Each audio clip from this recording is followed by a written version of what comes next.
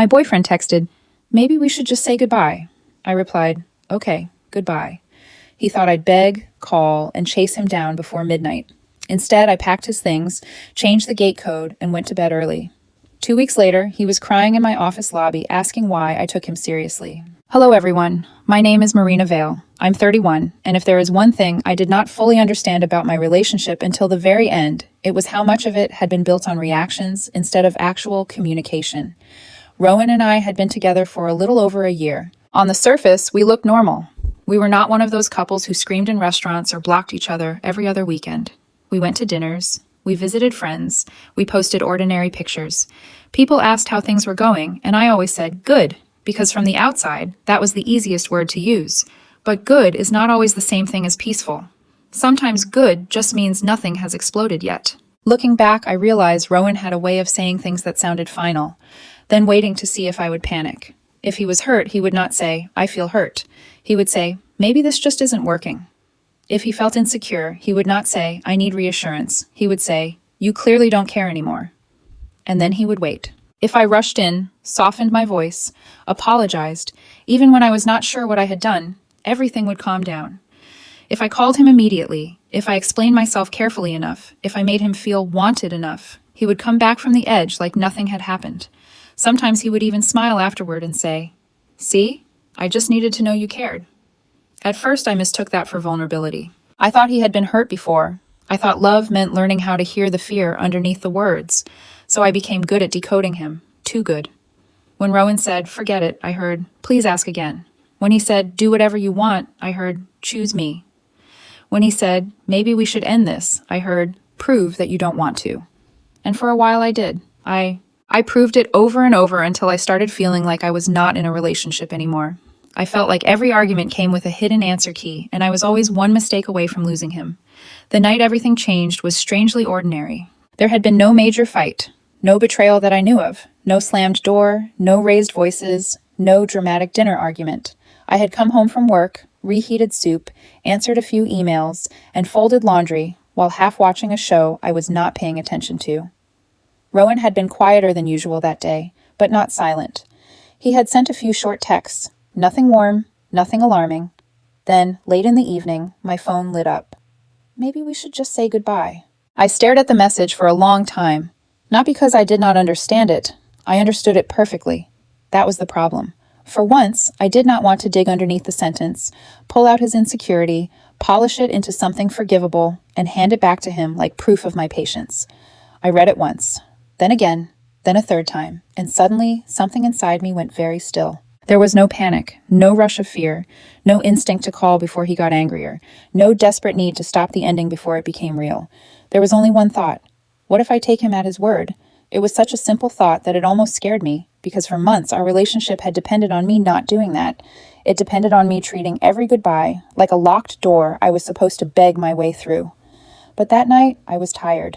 Not angry, not cold, just tired in a deep, quiet way. So I typed back 2 words. "Okay, goodbye." I did not add a paragraph. I did not say, "Are you serious?" I did not say, "Please don't do this." I did not say, "Can we talk?" I gave him exactly what he had asked for. Then I put my phone face down on the table. For a few minutes, the apartment felt too quiet. Not peaceful exactly, more like a stage after the actors forget their lines.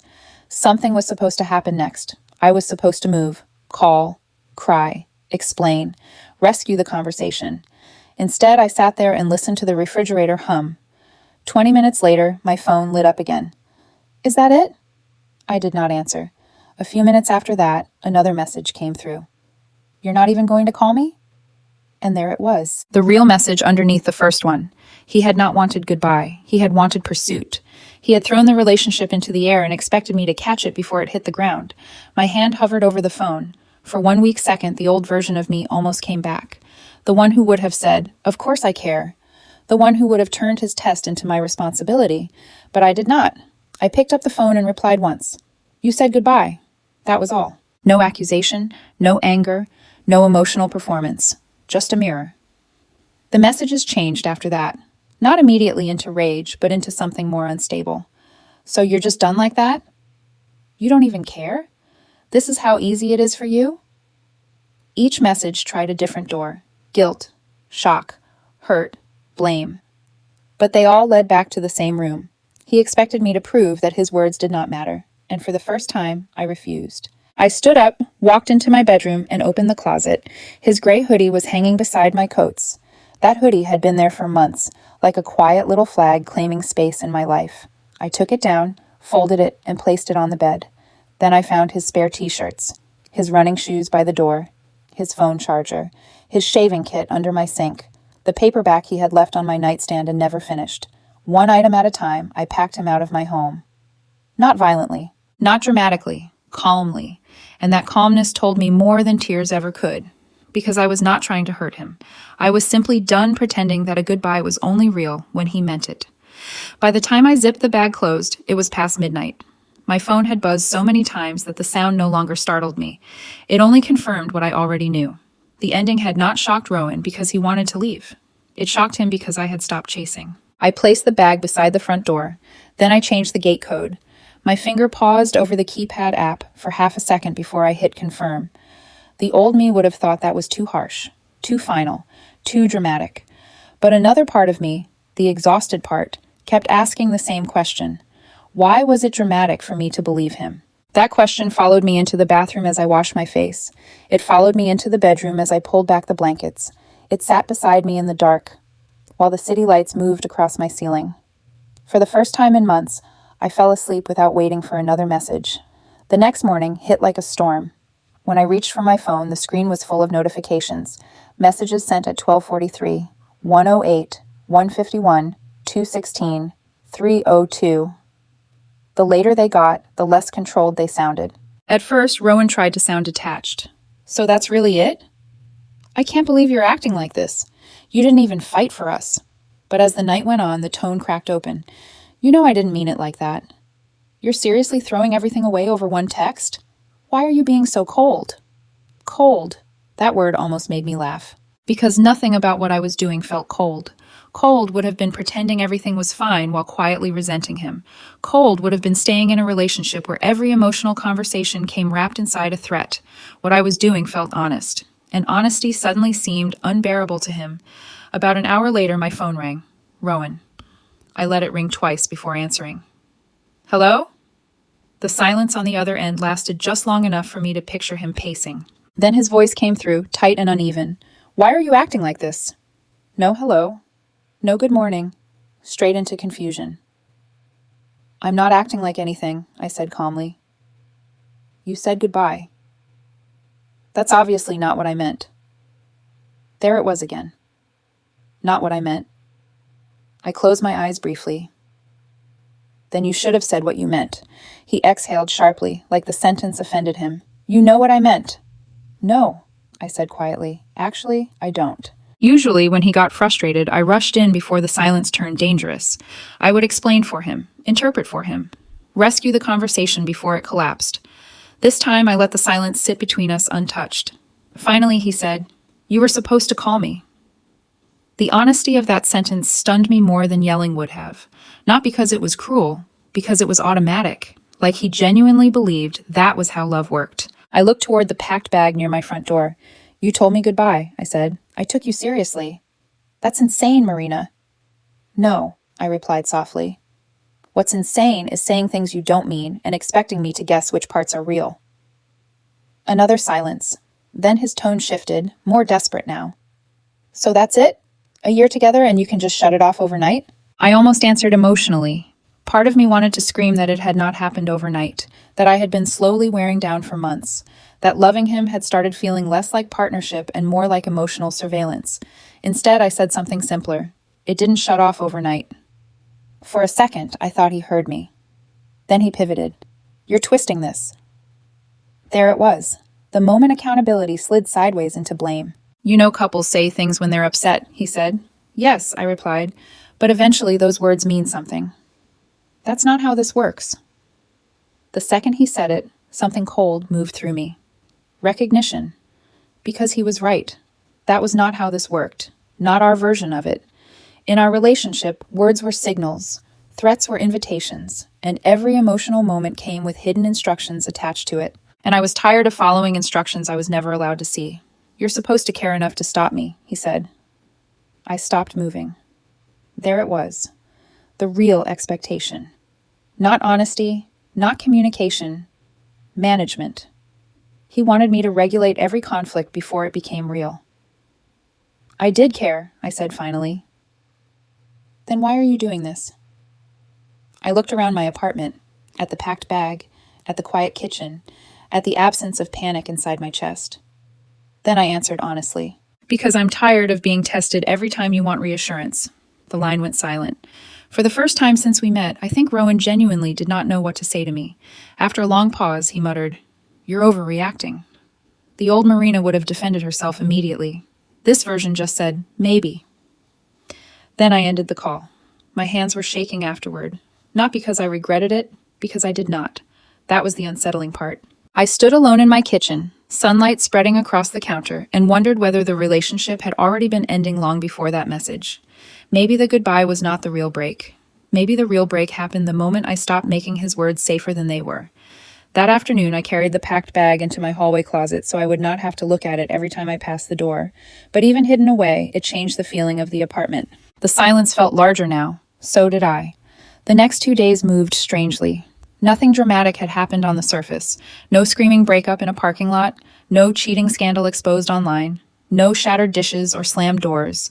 But internally, something had shifted hard enough that ordinary things felt unfamiliar. I noticed it Monday morning while standing in line for coffee before work. Usually, if Rowan and I were in conflict, my whole body stayed tense.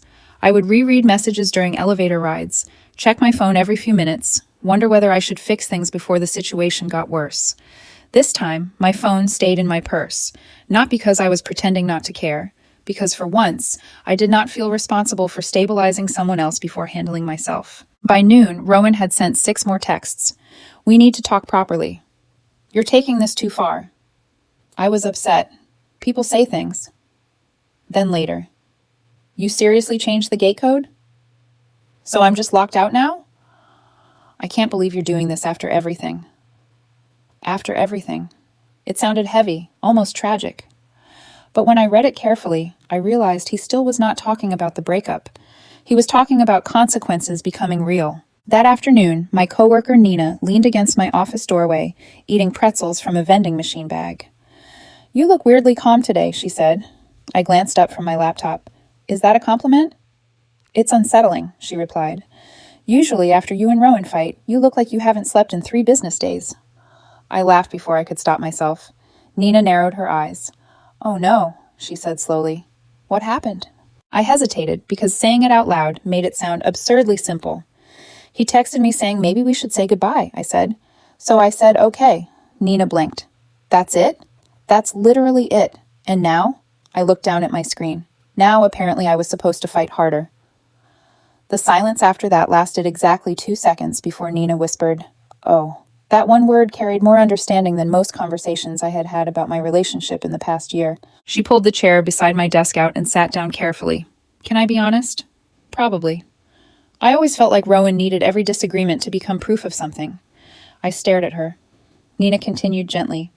"If you got distracted, he turned it into you not caring enough. If you needed space, suddenly the relationship was collapsing. It always felt like you had to emotionally sprint on to reassure him before things exploded." My chest tightened. That's exactly what it felt like. Before leaving my office, Nina paused near the door. "For what it's worth," she said, "someone threatening to leave every time they feel insecure isn't communication." After she left, I sat there staring at nothing. Because deep down, I knew she was right. But another part of me still wanted to protect Rowan inside my own head. He was not cruel. That was the complicated part. If he had been obviously heartless, leaving would have been easier. But Rowan was attentive in ways that made the bad moments confusing. He remembered small details. He brought me coffee when I worked late. He kissed my forehead when I had migraines. Sometimes he looked at me with so much softness it made me feel completely safe. And maybe that was why I stayed so long. Because every unhealthy cycle was surrounded by just enough tenderness to make me question my own instincts. That night, when I got home, I found a bouquet of white roses outside my apartment door. Attached to the flowers was a folded note in Rowan's handwriting. "Can we please stop doing this to each other?" I stared at the sentence, not because it was romantic, because of the wording. To each other. as if we had both threatened the breakup, as if accepting his words was somehow the same thing as saying them. I carried the bouquet inside, laid it on the counter, and stood there until my phone buzzed. Rowan. I answered with a long breath. What? You got the flowers? Yes. A pause. Can we talk like normal people now? The sentence irritated me immediately, because according to Rowan, normal always meant returning to the emotional dynamic that made him comfortable. What does that mean exactly? I asked. It means stop acting like we broke up over one text. I closed my eyes. There it was again. The minimizing, the rewriting. You said goodbye. Because I was upset. And? You were supposed to understand that. No, I said quietly. I was supposed to believe you. The silence stretched longer this time. Finally, he spoke again, softer now. You know I love you. That sentence hurt because I believed him. I think Rowan did love me in his own way, but love without honesty eventually turns into exhaustion. I'm not saying you don't, I replied. Then why are you acting like I'm some villain? I'm not. I just can't keep living inside conversations where I have to guess which words are real. His breathing changed, sharper now. You're making me sound crazy. No, I said softly. I think you're scared. That landed harder than anger would have, because Rowan could defend himself against blame. He did not know how to defend himself against being seen. The next morning, I walked into work exhausted enough that Nina slid an iced coffee across my desk without asking questions. You look like you lost a custody battle, she muttered. Feels emotionally similar. She sat down across from me. So what happened after the flowers? Honestly, I said, I think he still believes this is temporary. Nina frowned. Do you? That question followed me for the rest of the morning. Did I think this was temporary? A week ago, I would have said yes. We always circled back. Fights became conversations. Conversations became reassurance. Reassurance became normal life again. But this felt different, not louder, quieter, like something structural had cracked underneath us. Around lunchtime, Rowan texted, Can we meet tonight? I stared at the message for almost a full minute. Part of me wanted to refuse. Another part still wanted things to make sense again. Against my better judgment, I replied, Okay. We met at a small restaurant halfway between my office and his apartment, somewhere neutral. When I walked in, Rowan was already sitting at a corner table. He looked exhausted. His hair was messy, his jaw tense, dark circles under his eyes like he had barely slept. For one dangerous second, my clarity almost collapsed. Because love makes you vulnerable to visible pain. And Rowan looked hurt. When he saw me, he stood immediately. Hey. Hey. The awkwardness between us felt unnatural. We had spent over a year together, but suddenly every movement felt careful. After we sat down, neither of us touched the menus. Finally, Rowan leaned forward. I don't understand why this got so big. There it was. Not what happened. Why my response became serious.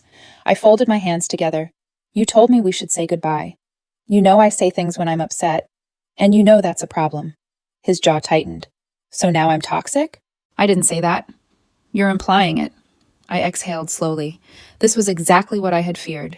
The conversation was already shifting sideways. I'm saying I can't keep having conversations where I'm expected to decode what's real. That's ridiculous, Marina. Is it? Yes, he snapped quietly. Couples fight. Yes, they do. And people say emotional things. Yes. Then why are you acting like one sentence erased our entire relationship? I looked at him for a long moment. It wasn't one sentence. That stopped him. Not completely, but enough. I continued carefully. It's what keeps happening behind the sentence. His eyes hardened. What keeps happening? Every conflict becomes a test. His expression changed at that. Not guilt, recognition, fast, almost invisible, but I saw it. You're twisting things. No, I said softly. I think I'm finally saying them out loud. He laughed once under his breath, but there was no humor in it. So what? I'm manipulative now? That's not what I'm trying to say. Then what are you saying?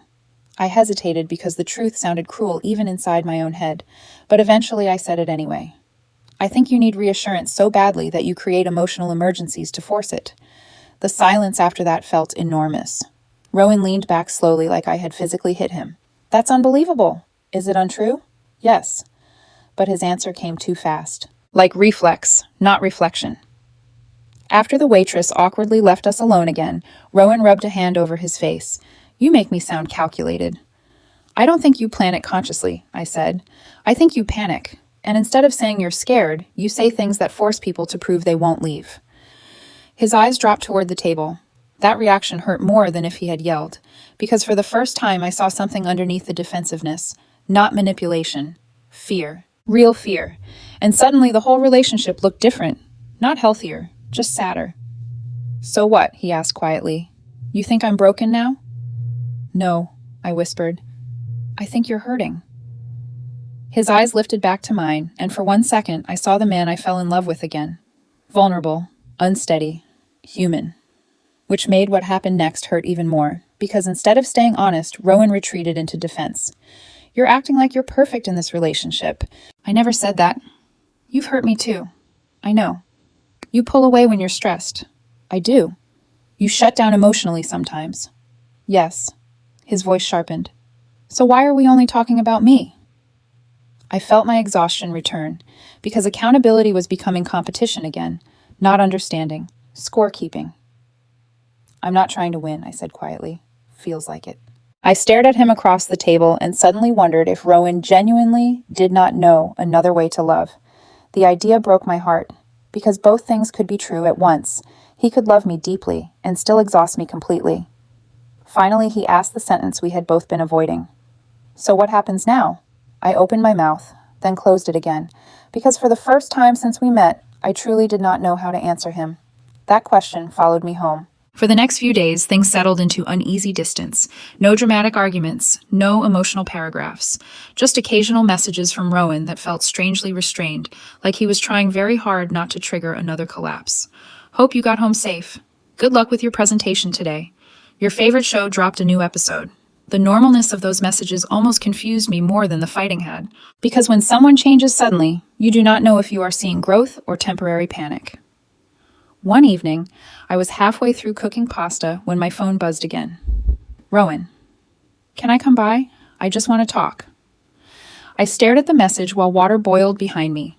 Every instinct told me this was dangerous territory, not because Rowan was violent. He never had been. But because emotional patterns are strongest when both people miss each other at the same time. And I did miss him. God, I missed him. Loneliness makes memory selective. It softens sharp edges. It reminds you of laughter before it reminds you of fear. Still, after several minutes, I replied, okay. When Rowan arrived an hour later, he looked nervous in a way I had rarely seen before. Not defensive, not irritated, just nervous. He stood awkwardly near the doorway holding a small paper bag from the bakery downstairs. They still had those lemon pastries you like, he said quietly. The familiarity almost destroyed my resolve. I stepped aside and let him in. For a while, things felt painfully normal. We sat on opposite ends of the couch eating pastries and talking about safe things. Work. Nina's latest office disaster. A neighbor in Rowan's building who kept practicing drums at midnight. At one point, I even laughed. Really laughed. And the second it happened, relief crossed Rowan's face so clearly it broke something in me. Because underneath everything else, I knew he did not want to lose me. The problem was that wanting someone and knowing how to love them safely are not the same skill. Eventually, the conversation slowed. Then Rowan looked down at the half-empty coffee mug in his hands and asked softly, "Do you really think I manipulate you?"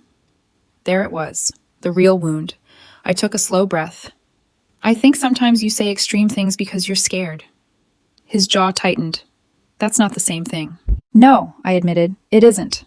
Silence stretched between us. Then he asked, "So you don't trust me anymore?" I looked at him carefully. "I trust that you love me." That answer surprised him. "But," he asked, "but I don't trust conflict with you anymore." Pain crossed his face. "What does that even mean?" "It means every disagreement feels emotionally dangerous." "That's dramatic." "No," I said softly. "It's honest." He looked away. And I realized Rowan could handle anger better than honesty. Anger gave him something to fight. Honesty forced him to sit still with himself. "I hate that you see me like this now," he admitted. "I don't hate you." "That's not what I said." "I know." He rubbed both hands over his face. I never thought you'd actually leave." The sentence hit me directly in the chest, because it was honest, painfully honest. "Why?" I asked. He laughed once, exhausted. Because you always stayed. That answer explained more about us than either of us wanted to admit. For a long moment, neither of us spoke. Then Rowan looked at me again. I need you to understand something. When I say those things, I'm not trying to hurt you. I know. I panic. His voice cracked slightly on the last word, and just like that, all my anger softened into grief. Because fear had been driving both of us in different ways.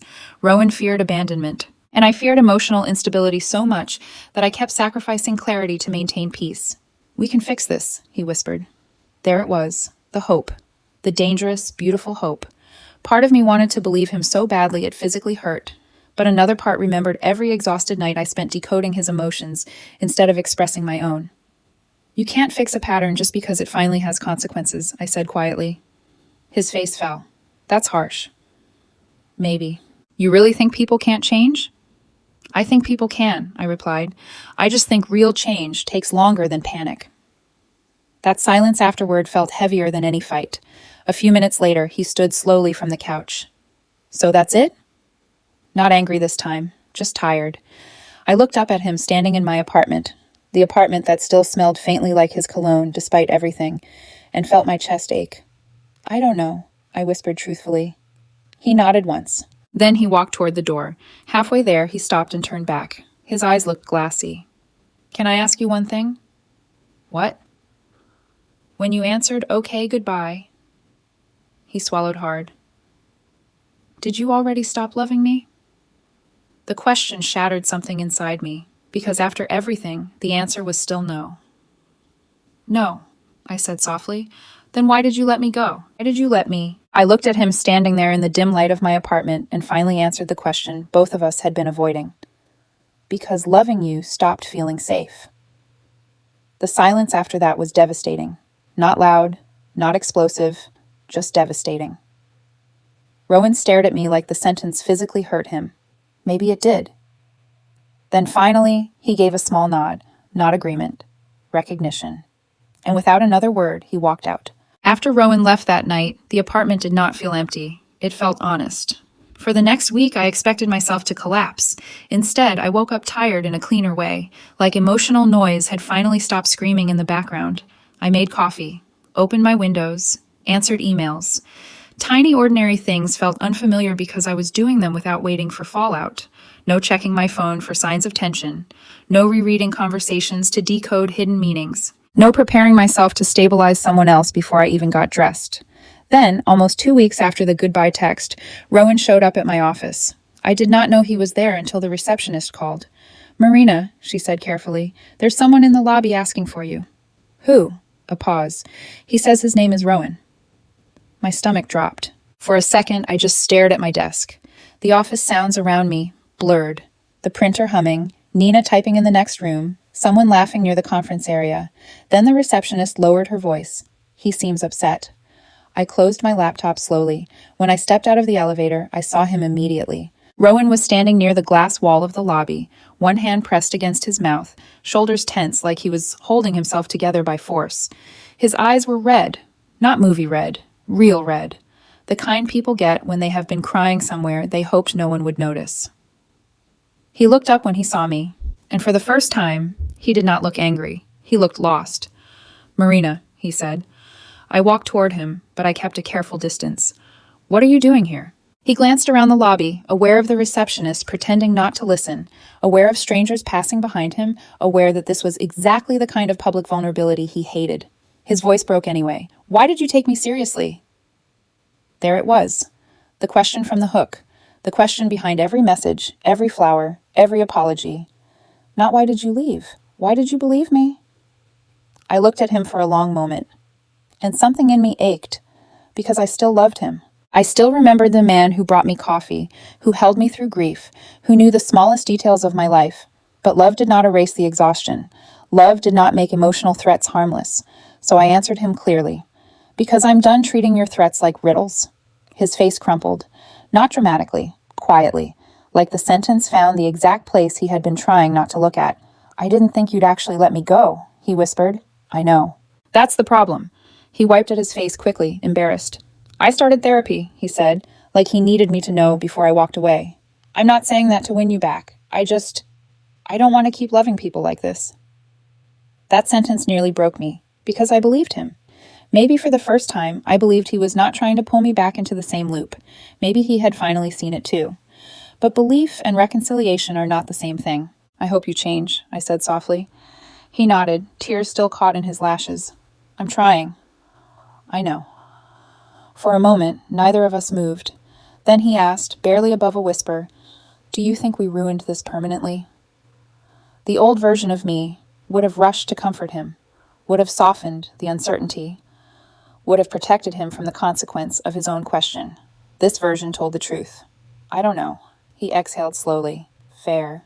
That word hurt more than any argument, because it was the first time he accepted an answer without trying to turn it into a test.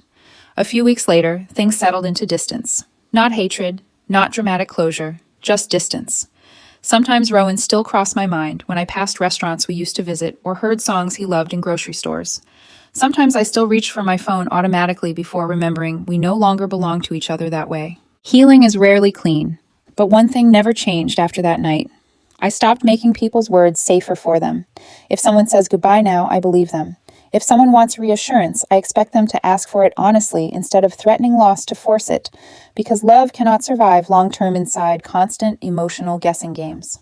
And looking back, the breakup itself was never really the important part. The important part was what happened when I stopped reacting the way Rowan expected, because the moment I stopped chasing the goodbye, the relationship finally had to face what it actually was.